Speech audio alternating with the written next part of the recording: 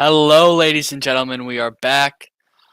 I should say I am back because Ben is not joining me today. It is another Notre Dame recruiting video. Today, we are not talking about 2021 prospects. The class is not done. There is still time, about a month and a half, until the class will be set. February 2nd and 3rd, I believe, is National Signing Day.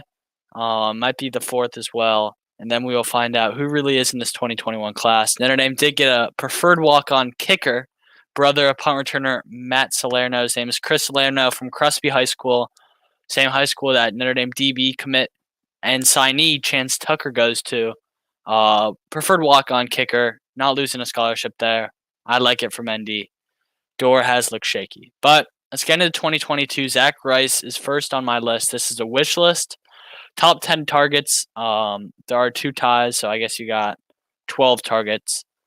Zach Rice, 15th overall player from Lynchburg, Virginia. Unofficial top four of Virginia, UNC, Ohio State, Notre Dame. I believe Miami is in that. I believe Virginia Tech is in that. Bama barely missed the top 8. So he's getting recruited by virtually everyone. Has offers from Georgia, Florida, Duke, Cal, Arkansas, Alabama, Arizona State, FSU from his top interests. Those schools did not make the top 8, by the way, but just showing he has 32 offers. He's got offers from pretty much everywhere. If Clemson does offer, I think Clemson gets in that top 4 at the 5 spot just because they haven't offered yet. But Zach Rice, talented kid, did not get to play his junior season in the fall. He will be playing in the spring, as well as the state of Virginia. So we'll see how his junior year goes. Number 2, I have a tie. Gavin Wimsatt, top 55 quarterback from the state of Kentucky. You see the future casts are in for Kentucky, both fan and analyst / publisher. He's not going to Kentucky. I highly doubt he goes to Kentucky. Could definitely see him at a school like Notre Dame. I could see him honestly anywhere. His recruitment is wide open. If Arizona State gets involved, I don't know why, but I just feel like he'd fit in well with their system over there. Herm Edwards running the show. He likes his dual threat quarterbacks. Talented, high-rated kid from Owensboro, Kentucky. Definitely one to watch.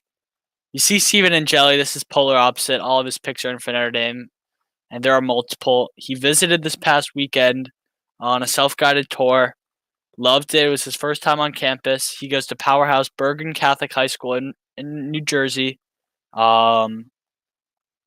This year was his first year starting. I think he played JV and got a lot of playing time, but JV is not varsity. Played great. Put up good stats. Led his team to a good record in a very competitive Catholic league over there in New Jersey. Also played against Audric Estime and got sacked by Audric Estime, which is pretty funny. Current Notre Dame running back pledge. Angeli, talented player. And I like him ending up in South Bend. Third on my list, Tetaroa McMillan, top 30 player, near 5-star from Anaheim, California, Los Angeles area. I think it'll be a USC Notre Dame battle, as a lot of these California kids are. I'm 99% certain he's Polynesian, so that will probably help Notre Dame. Notre Dame is probably the top school if you are a Polynesian kid, Hawaii, Southern Cal kid. Just because of Manti Te'o and the legacy that is built with Notre Dame football. Thanks to Brian Polian and Mike Elston for sure. And McMillan's definitely a kid that will get on campus as soon as he can. Probably take an unofficial visit over the summer or late spring when visits start to open back up, and take his official next fall. And we'll see where he goes. That'd be a talented kid to add to the 2022 class. And number 4, Caden Curry. Barely missed the 5-star notion. I believe he was the first player off. I think 18 players got it. He was 19. He's looking like an Ohio State kind of guy here. He's from Indianapolis, though. If you want to be an elite program, you got to snatch up the 4 and 5 stars from in-state. Had a strong year at the DN position. Team had a good record. His offers from pretty much everywhere. Clemson, Florida, Ohio State, Notre Dame, Alabama. Notre Dame offered a few weeks ago. It was definitely a late offer. I would have offered probably a year ago. But Ohio State has the lead here 100%. But I think Notre Dame could catch up. And if this recruitment drags on till maybe a commitment on signing day or a commitment on early signing day, Notre Dame can definitely win this. Number 5, Sebastian Cheeks. Pretty much everyone that follows Notre Dame recruiting is familiar with him. He's not committed yet. Reports were that he was close. Of course, Clark Lee's departure hurt. He was very close to Clark Lee. Clark Lee's the linebackers coach as well as the defensive coordinator. I still like him ending up in South Bend. He has a good relationship with Nick Lazinski, the most likely incumbent at the linebackers coach in 2021 and beyond. He's been Clark Lee's right-hand man in recruiting and right-hand man in developing the linebackers. I like Sebastian Cheeks in Notre Dame. Took an unofficial visit or a self-guided tour with his parents 2 weeks ago. I think the Syracuse weekend, they loved it. He was excited to show them around because he was in South Bend for, I believe, the Boston College game in 2019 when he was a sophomore. Also, another note on Sebastian Cheeks, he's ranked 105 in the country, and he's played, I believe, like 5 or 6 varsity high school football games. That is incredible. Can definitely be a top 50 player by the end of his high school career, maybe even a 5-star. I love Sebastian Cheeks, and I think he will end up in this Notre Dame 2022 class. Moving ahead to number 6, Xavier Nwankpa from Pleasant Hill, Iowa. This is pretty much an Ohio State Notre Dame Iowa battle. Iowa State's been making a little bit of noise. I think he has some family that went to Iowa. Of course, Ohio State is Midwest royalty. Notre Dame is as well. This is going to be a 3-way battle. If I had to guess right now, he ends up at Iowa. But I think Ohio State's second, Notre Dame's probably third. Talented kid, rose about 100 spots in the latest Rivals 250. Notre Dame's definitely in the mix here. Number 7, Nicholas Singleton, running back from Governor Mifflin Senior High School in Shillington, Pennsylvania, just outside of Philly. Pretty much a Penn State, Ohio State, Notre Dame battle. I've been using that word battle a lot because it really is. Recruiting these top 150 4-star kids is tough. A lot of schools are after them, especially when they're from another state and their home state schools recruiting them. With Singleton, you got Penn State. With Nwankpa, you got Iowa.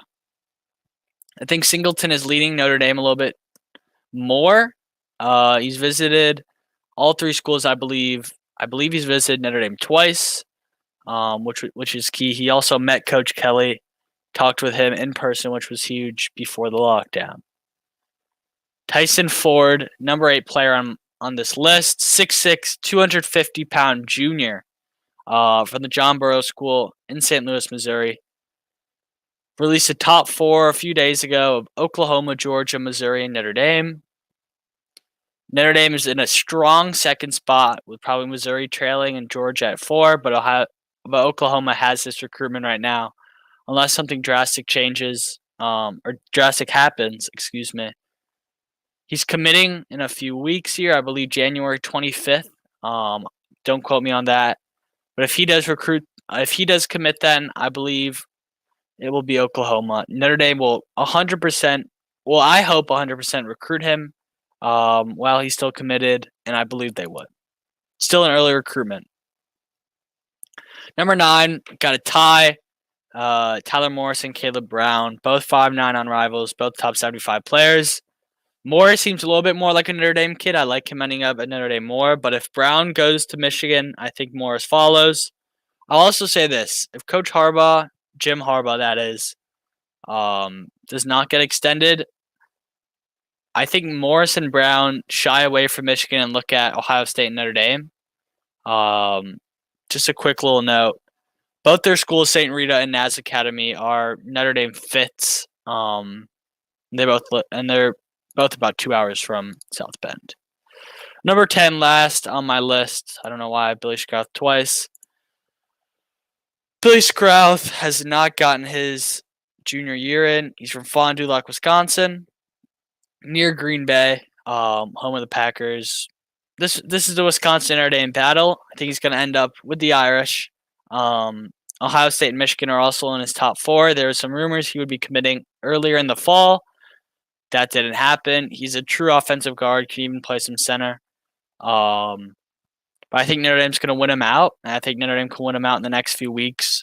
If there's a 2022 player to commit in the next few weeks, is Billy Scrouth, in my opinion. Yeah, that's all I got. Thank you guys for watching the video. I appreciate it. Like, subscribe, share, do all that good stuff, and I'll see you in the next one. Peace.